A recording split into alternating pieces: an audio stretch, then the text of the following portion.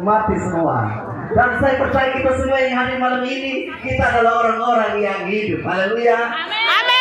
Papa, mama, saudara sekalian, orang-orang yang hidup itu akan memikirkan banyak hal. Tapi sebelumnya saya ingin mengatakan kepada kita semua, di tempat ini ada yang merasa dirinya pendek? Siapa? Tinggi badannya berapa? 1 meter kotor. Ada? Yang mana itu? Saya.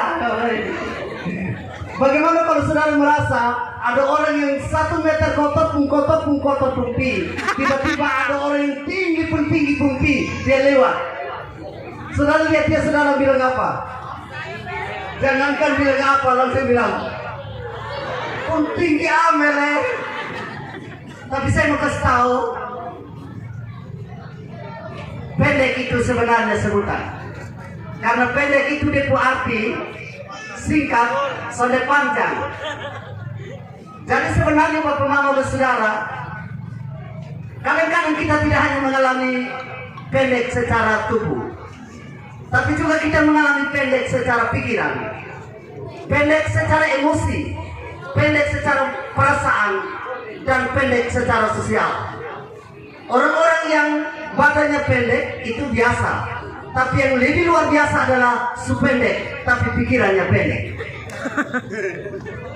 Supendek mah dipun pikiran pendek. Orang yang biasanya supendek mah pikiran pendek itu biasanya gampang tersinggung. Pikir Pak, ada yang suka tersinggung? Itu karena pikiranmu pendek. Tapi ada orang juga yang memperpanjang yang pendek. Itu yang orang rote bilang lebar. Pernah lihat orang bilang lebar. Kalau gombal lebih-lebih orang bilang lebar.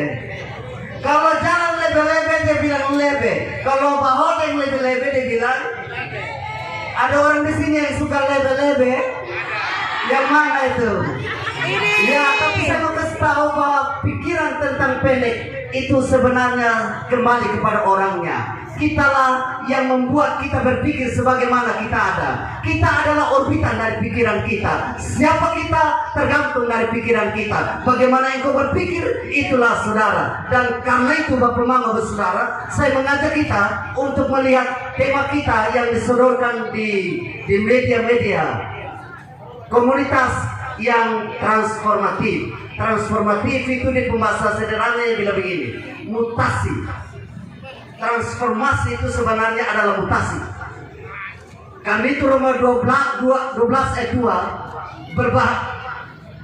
Pikiranmu diperbaharui, itu sama juga dengan transformasi atau mutasi pikiran. Dari pikiran yang pendek bermutasi ke pikiran yang panjang. Dari pikiran yang terlalu panjang dimutasikan ke pikiran yang sederhana. Kenapa kita mesti bermutasi? Sebab kadang-kadang pikiran kita menenggelamkan saudara dan saya. Pikiran kita kadang-kadang membuat saudara dan saya dibebokkan oleh masalah yang kita ciptakan sendiri. Kenapa kita bilang pendek? Sebenarnya itu soal hati. Itu soal perasaan kita tentang situasi di sekitar kita. Karena itu perasaan kita mesti dimutasikan. Jadi mutasi itu bukan hanya pendeta yang mutasi, bukan hanya pejabat di negara yang mutasi, tapi pikiran kita yang tidak sampai mesti dimutasikan. Dan saya percaya bahwa mengapa sampai klasis Timur Tengah begitu Timur Tengah Utara begitu luar biasa, karena ada orang-orang yang mau memutasikan pikirannya untuk dari yang biasa menjadi sangat luar biasa. Amin. Tangan bagi Tuhan. Tadi saya foto di sana, saya pun foto terbentang di sana. Saya pikir, mengapa itu semua? Karena ada orang memutasikan pikirannya dari yang sederhana menjadi sangat luar biasa. Dan kita membutuhkan pemikir-pemikir yang mengubah hal-hal yang biasa, memutasikannya kepada perkara-perkara yang luar biasa. Tahun 2011, ketika saya dimutasikan di gereja ini, pemuda di tempat ini agak tidak aktif. Lalu muncul dua orang yang ada di sana. Mereka menyebut diri saya pembesti. Satu namanya Ice Sila dan satu Darmis Naik. Mereka datang di pastori di sana dan bilang begini, Bapak Pendeta, bagaimana kita memajukan ini gereja? Saya bilang, Cara membaptiskan ini memulai gereja ini.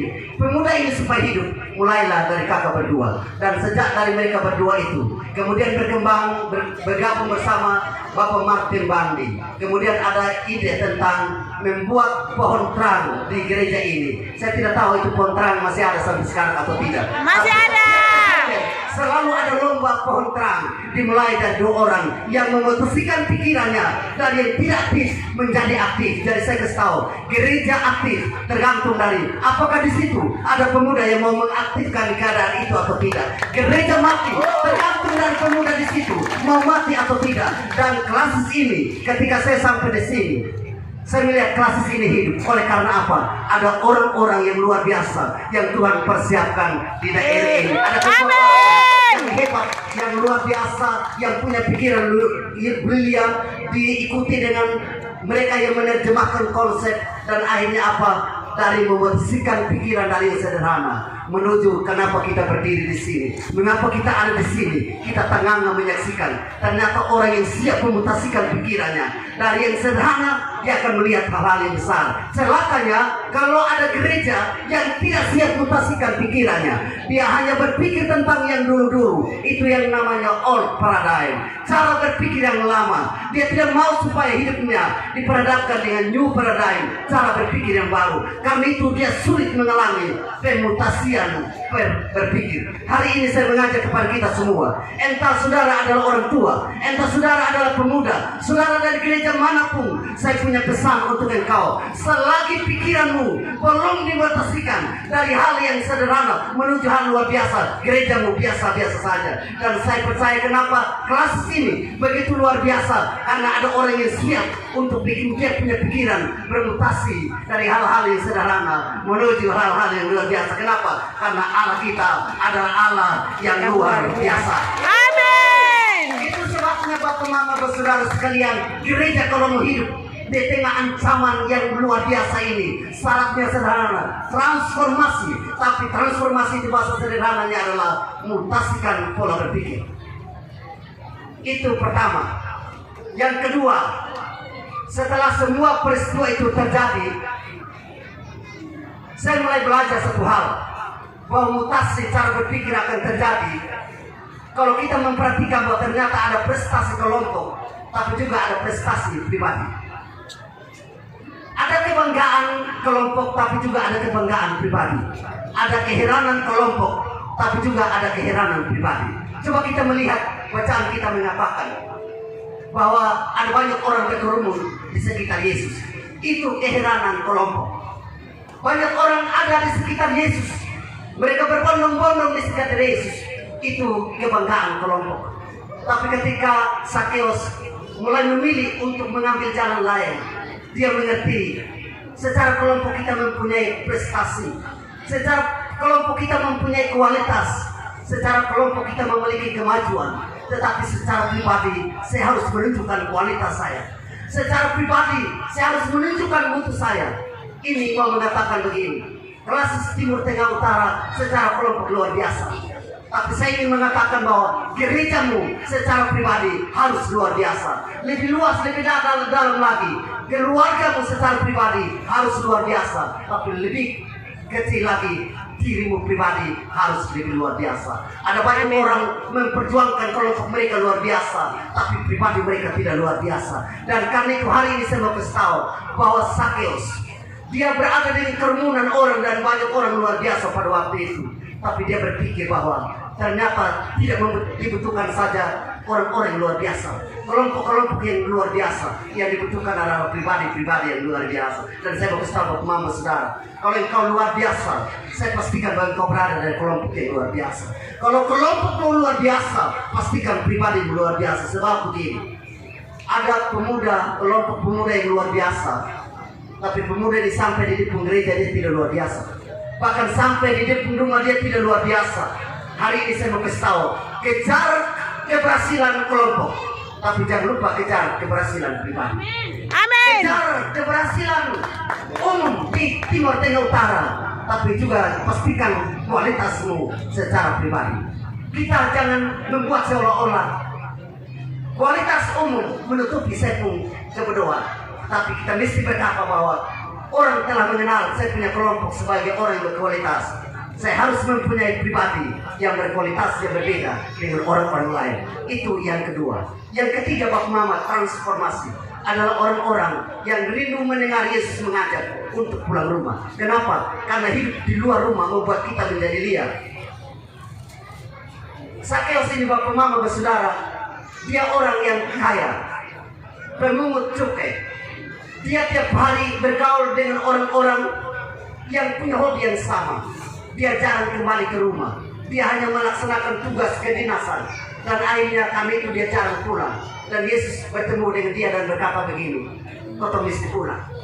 Karena Yesus mau mengatakan bahwa terlalu banyak pesiar di rumah, terlalu banyak engkau pesiar keluar dari rumah, mengakibatkan engkau terlihat seperti orang yang liar, orang yang tidak punya hati kemanusiaan. Karena itu dia pungut pajak berlebihan, dia tidak merasa terganggu. Kenapa? Karena dia keluar dari rumah. Yesus mengatakan kepadanya, mari saya mau pulang ke rumah. Saya mau kasih tahu Bapak Mama, saudara, ketika saudara dan saya berusaha terus untuk berada di luar rumah, saudara dan saya kehilangan kasih, kita kehilangan cinta, kita kehilangan semangat permulaan. Dan karena itu mari kita kembali ke rumah, kita bersama dengan orang-orang di rumah, kita mulai lagi dari nol. Kita mulai lagi dari awal. Awal di mana cinta dimulai, awal di mana semangat dimulai, awal di mana kasih dimulai, awal di mana persekutuan dimulai, awal di mana bela rasa dimulai. Ketika saudara dan saya keluar dari rumah, kita akan menjadi liar. Saya ingat Esau. Esau ini adalah anak yang suka berada di padang gurun. Alkitab berkata dia liar. Mengapa dia liar? Karena dia jarang pulang ke rumah. Setiap orang yang tiap hari hanya menikmati keindahan di luar sana, menikmati nina bobo di luar sana, dan tidak akan pulang-pulang, pastikan bahwa dia akan kehilangan kasih sayang. Dia akan kehilangan permulaan cinta. Dia akan kehilangan permulaan dasar dari segala sesuatu. Malam ini saya mengundang saudara untuk melihat satu hal di kehidupan engkau. Mungkin sekarang ini kita kehilangan satu hal dalam diri kita. Hal itu yang membuat kita merasa tidak asli lagi seperti waktu kotong di rumah dulu. Mungkin karena kotong terlalu pesiar jauh keluar dari rumah kita. Hari ini saya menjemput kita bersama Yesus. Yesus menjemput kita dan berkata, pulang ke rumah. Mari kita mulai lagi dari nol. Kita mulai lagi dari rumah. Kita mulai bukan dari luar sana, tapi kita mulai dari rumah kita sendiri. Yang keempat, Bapak Mama, saudara sekalian, transformasi mau mengajak kepada kita bahwa ketika Yesus mengajar Sakeus untuk pulang, Alkitab bercerita Sakeus datang. Dan ketika dia datang, dia mengalami keheranan pribadi.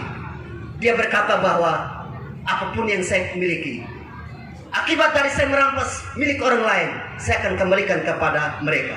Tapi saya mau kasih tahu Bapak Mama, saudara, uangnya dia kembalikan. Pajak yang dia pungut dari orang lain dia kembalikan. Tapi bahagia yang sempat terampas, Alkitab tidak mencatat bahwa dia mengembalikannya. Meskipun demikian, Alkitab mengatakan bahwa Yesus memberikan